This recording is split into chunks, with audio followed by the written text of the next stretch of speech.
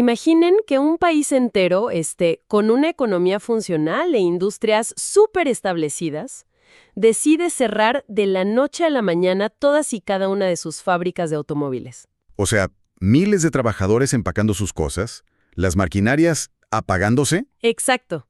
Los terrenos industriales quedan abandonados. Y todo simplemente porque el precio global del trigo en los mercados internacionales subió un margen minúsculo. Suena a una locura política total. Digo, a un colapso estructural que se pudo haber evitado. Pero bueno, bajo la lente de uno de los modelos económicos más famosos de la historia, desmantelar una industria completa por una variación de precios no es una tragedia. Es la decisión matemática más lógica e ineludible que una nación podría tomar. Y, mira, es un escenario que suena extremo para la intuición que tenemos en el día a día, pero ilustra perfectamente el poder brutal que tiene la abstracción analítica. Bienvenidos a este análisis a fondo, donde vamos a desmenuzar el modelo ricardiano de comercio internacional.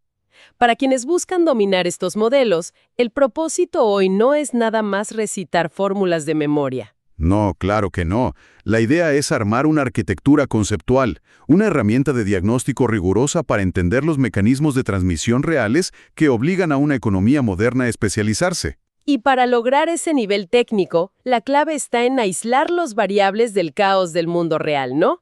Nuestra misión en esta inmersión es diseccionar la dinámica interna de un solo país. Ajá, una economía doméstica teórica, que en la literatura normalmente le llaman home, o el país de origen. Exacto. Basándonos en las fuentes de nuestra sesión sobre economía internacional, vamos a construir un universo simplificado a su expresión más básica. Solo vamos a modelar la producción de dos bienes, vino y queso. Y este verbo aislar es fundamental aquí. Antes de que podamos lanzar a esta economía al feroz mercado global y ver cómo interactúa con otros, necesitamos mapear su genoma económico interno. O sea, entender qué tiene en casa primero. Sí. El modelo ricardiano logra esta claridad eliminando distracciones. Quita la complejidad del capital financiero, ignora si hay propiedad de la tierra o tecnología patentada. Básicamente reduce toda la capacidad productiva de una nación a un solo recurso universal, el esfuerzo humano. El trabajo, ¿así es? Pues hablemos entonces de cómo se estructura ese recurso desde la base matemática. Las fuentes establecen la piedra angular definiendo la oferta total de trabajo de la economía. Que conceptualmente se representa con una L mayúscula. Ajá, y si visualizamos esto, esa L es como una reserva nacional. Yo me lo imagino como un tanque gigante que contiene absolutamente todas las horas de esfuerzo productivo que están disponibles en el país. Es una muy buena analogía. Si analizamos un microejemplo de una jornada laboral de 8 horas, pues ese es nuestro tanque chiquito. Claro, pero a escala macroeconómica, si tienes 10 millones de ciudadanos trabajando, nuestra L representa 80 millones de horas diarias. Ese es el límite físico irreductible del país. Teniendo ya definida esa frontera de recursos totales, el modelo introduce su unidad de medida más microscópica, el requerimiento unitario de trabajo. Que en los textos se etiqueta con una A minúscula y un subíndice L, ¿verdad? Sí, seguido del sector correspondiente. Así que hablamos del requerimiento para el vino o el requerimiento para el queso. Y lo crítico aquí es interiorizar bien la definición. A ver, explícanos esa definición. Esta variable mide la cantidad de horas específicas que un trabajador debe invertir, ojo, para lograr fabricar una sola unidad de producto terminado. Y justo en esa definición, es donde la mente suele tropezar al acercarse a esto por primera vez.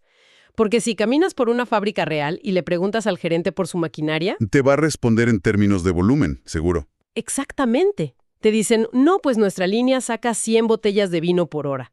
La mente humana cuantifica el éxito como producción por unidad de tiempo. Claro, es lo intuitivo. Pero el modelo ricardiano exige invertir esa lógica por completo. Nos pide pensar en el costo temporal, o sea, ¿cuántas horas me drena sacar una sola botella? Ajá. ¿Por qué la teoría macroeconómica prefiere estructurar su variable principal así, como un requerimiento contraintuitivo y no como un índice de productividad normal? Mira, esa inversión conceptual, aunque molesta al principio, tiene una elegancia matemática que es súper indispensable para los pasos que siguen. Ok, a ver. Si los economistas midieran el sistema usando tasas de volumen por hora, las matemáticas para asignar recursos nacionales se volverían increíblemente engorrosas al tratar de mezclar sectores con diferentes unidades. Te entiendo. En cambio, al definir la variable como el requerimiento de tiempo fijo por unidad, el cálculo del esfuerzo se convierte en un bloque de construcción lineal.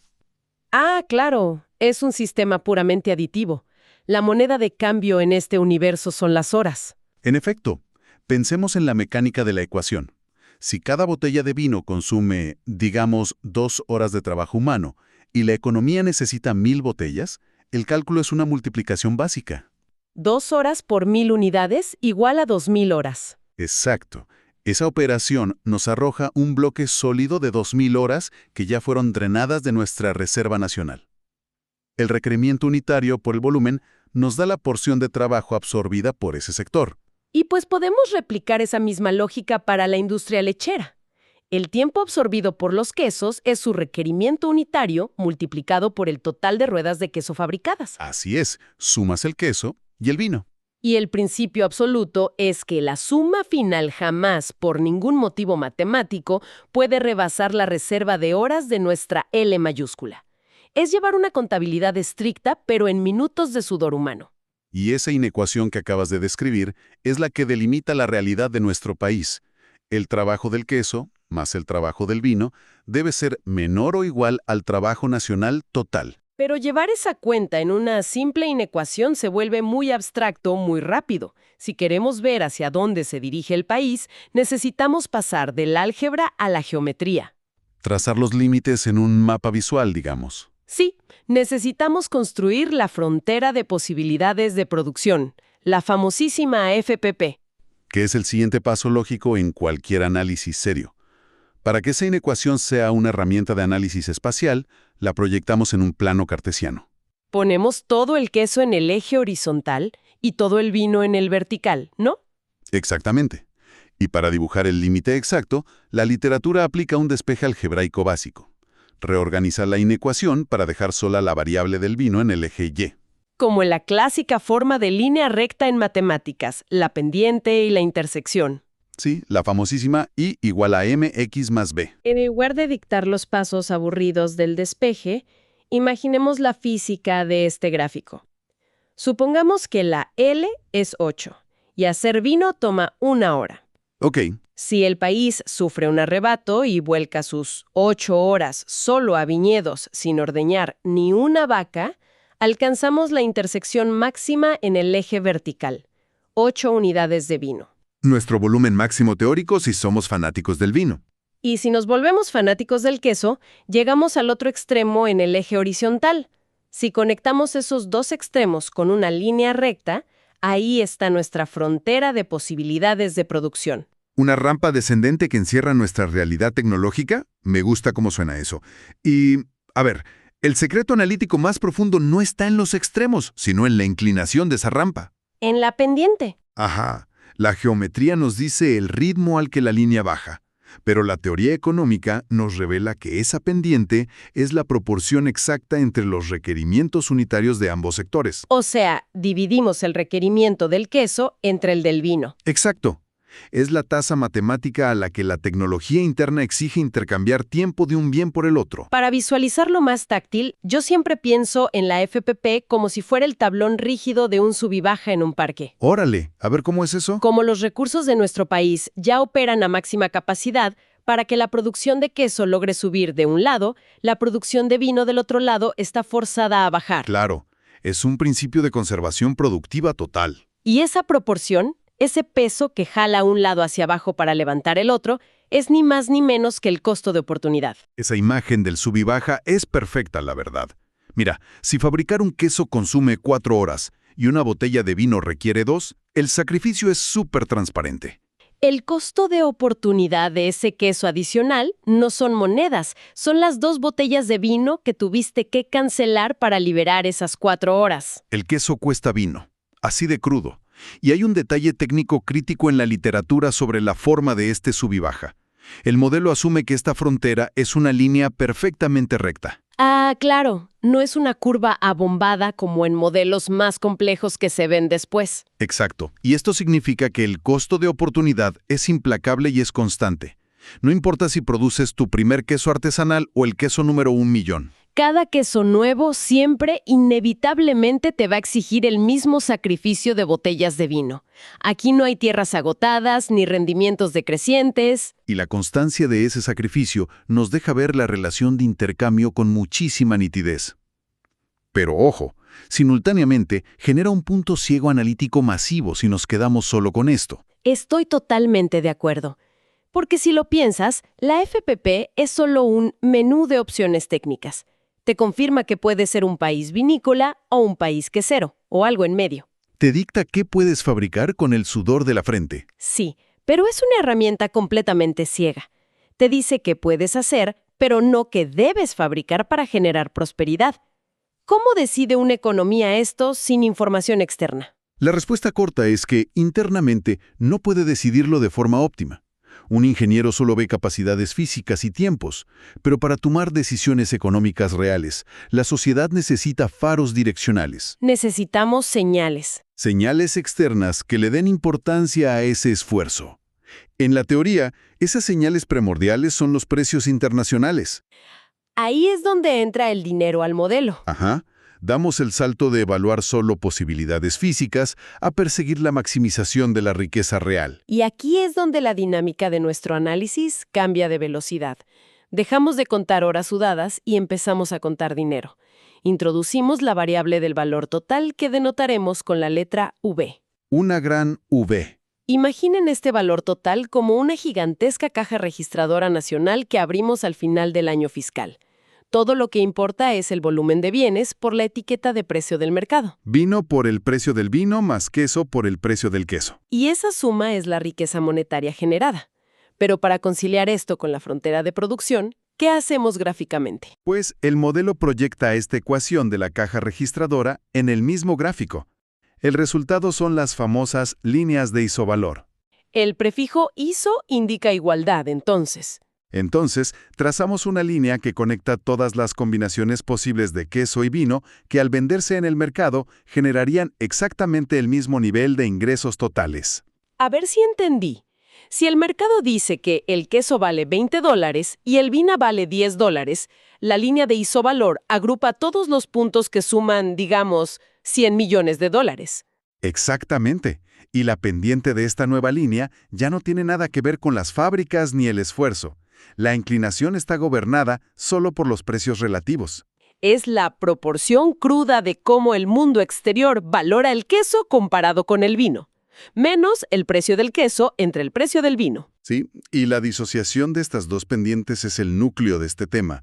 Por un lado tienes la rampa fija de tu frontera de producción, que te dice cuánto te cuesta tecnológicamente producir adentro. Y por el otro, la inclinación variable de la línea de isovalor, que te grita en tiempo real a qué tasa el mundo externo está dispuesto a pagarte por eso. Exacto. Es tecnología contra mercado. Ahora, conectando esto con microeconomía, para quienes analizan estos modelos, la anatomía de estas líneas de isovalor es casi idéntica a la restricción presupuestaria del consumidor. Visualmente son muy similares, ¿sí? Vemos el mismo plano, ejes de productos y una línea recta con precios relativos. Geométricamente son hermanas gemelas, pero los objetivos macro y micro son polos opuestos, ¿no es así? Es un error súper común pensar que son lo mismo. En microeconomía, el consumidor ve su restricción como un muro inquebrantable, es su salario fijo, y su meta es exprimir la utilidad habitando dentro de esa área.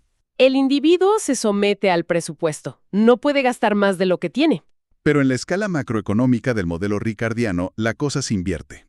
La línea de isovalor no es un grillete presupuestario, representa el ingreso que la economía genera. Entonces la ambición del país no es quedarse debajo de la línea. La meta es empujar esa línea hacia arriba y a la derecha. Proyectarla lo más lejos posible del origen del gráfico, sí. La nación busca tocar niveles de riqueza mayores, pero enfrentando su propio muro físico, que es la FPP. Esa imagen está buenísima. Podemos soñar con cajas registradoras de $1,000 millones. Geométricamente son como escalones de líneas paralelas subiendo hacia el horizonte. Ajá. Entre más lejos, más valor de mercado. Pero la cruda realidad es que la economía solo puede materializar la línea de isovalor más alta que apenas logre tocar su frontera de producción interna. Ese es el objetivo maestro. Tocar la línea más alta sin despegarse de la zona viable. Bueno, pues tenemos el escenario preparadísimo.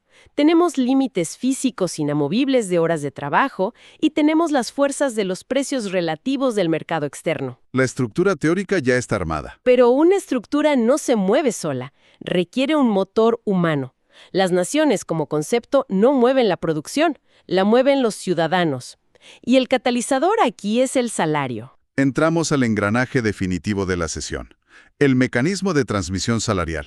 A ver, En un mercado competitivo, que es el oxígeno de este modelo, el salario por hora de cualquier trabajador equivale exactamente al valor de mercado de los bienes que armó en esa hora. o sea, el trabajador captura todo el valor de su productividad. Sí, vamos a aterrizar el álgebra de esto.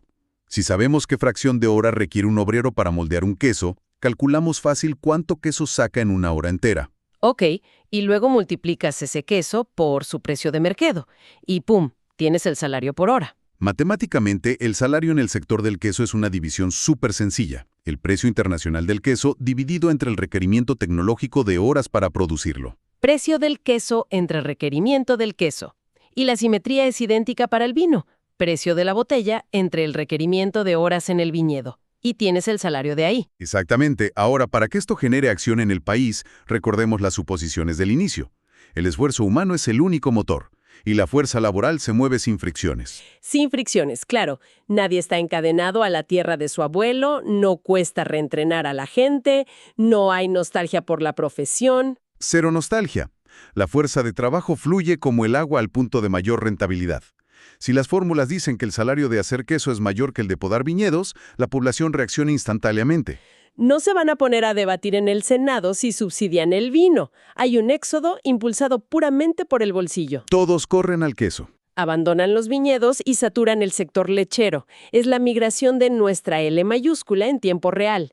Y si hurgamos en el álgebra de esta desigualdad salarial, encontramos la gran revelación. ¿Cuál es esa revelación para ti? Si el salario del queso es mayor al del vino y cruzamos los términos algebraicos, los precios de un lado y el tiempo del otro, descubrimos por qué pasa esto. Ajá, la equivalencia estructural. Esta migración ocurre única y exclusivamente porque el precio relativo del queso a nivel internacional es matemáticamente mayor que nuestro costo de oportunidad interno de producirlo. Y esa deducción justifica todo el rigor del modelo.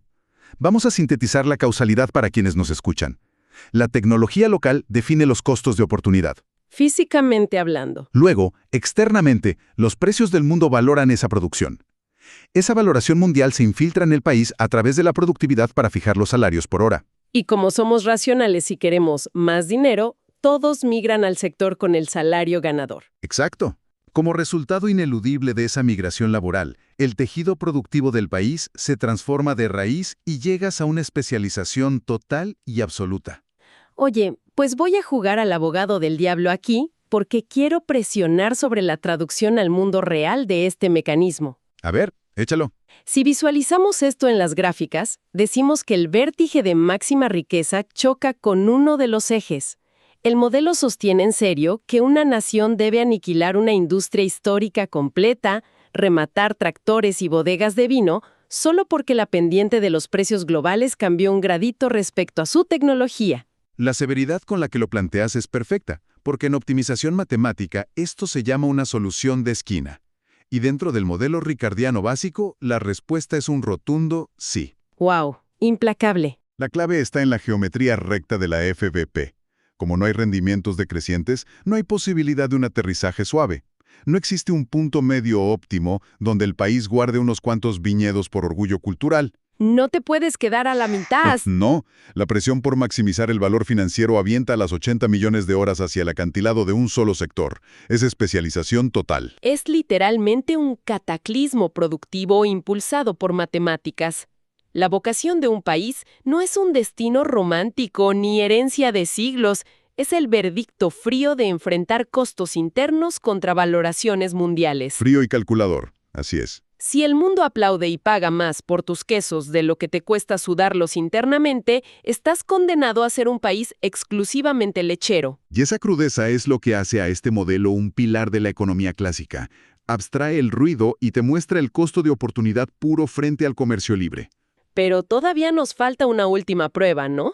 Sí, Para dominar el tema, los autores exigen una prueba de estrés mental inversa. ¿Qué le pasa a la anatomía de estos salarios si nuestro país home sufre un colapso diplomático y entra en autarquía absoluta? Autarquía. O sea, el equivalente de tapiar puertas y ventanas, un aislamiento hermético, puertos cerrados y cero comercio internacional. Ese mero. A ver, analicemos las fallas. Si la gente pierde el radar de los precios globales porque ya no se puede importar nada, la caja registradora interna se queda a oscuras, sin referencias. Exacto. El mercado externo ya no viene a dictarte cuánto valen las cosas. Entonces asumo que, sin escape, los precios adentro del país tienen que mimetizarse con la realidad física. Tienen que reflejar exactamente el sudor y las horas de sacrificio locales. La deducción es impecable. En ese aislamiento comercial, las matemáticas dictan una condena. El precio relativo de los bienes en la tiendita de la esquina se iguala con precisión milimétrica al costo de oportunidad interno de la nación. ¡Qué fuerte! El sub y baja de nuestra tecnología y la línea de nuestra ambición financiera colapsan y se vuelven una sola línea rígida superpuesta. Bajo la autarquía, la sociedad queda enjaulada en sí misma. Está obligada a pagar la tarifa exacta de su propia ineficiencia, sin ninguna esperanza de apalancarse en el mundo exterior para saltar a una línea de isovalor. Te asfixias en tu propio requerimiento unitario. Y ese encierro conceptual cumple un propósito pedagógico enorme, porque durante toda esta sesión hemos diagnosticado los órganos de un único paciente aislado en un cuarto blanco, que es home. Lo cual nos deja con una provocación intelectual inmensa para cerrar. Si todo este tiempo demostramos que la supervivencia, los salarios y la riqueza de home dependen ciegamente de los precios del mercado mundial, la pregunta es, ¿qué ocurre cuando rompemos el aislamiento y metemos a una segunda nación al modelo? Cuando por fin llega Foreign, con su propio tanque de recursos, su propia tecnología, sus propias demandas. Esa es la interrogante que transforma toda la teoría. Los precios internacionales no caen del cielo por arte de magia. Son el subproducto orgánico de sumar y chocar las ofertas y demandas agregadas globales. Y ese es el verdadero núcleo del comercio. ¿Cómo negocian estos dos países esa línea de isovalor cuando sus capacidades y apetitos colisionan en el mismo mercado? ¿Cómo determinan juntos ese precio relativo global que tiene el poder de demoler industrias en un país y construir imperios en otro? Ese es exactamente el rompecabezas analítico que tendrán que conquistar en su siguiente sesión de estudio, porque es fascinante. Por ahora, dejemos que la tiranía de la frontera de producción y la lógica implacable de la especialización se asienten en sus mentes. Esperamos que este recorrido haya afilado su visión macroeconómica. Hasta la próxima inmersión.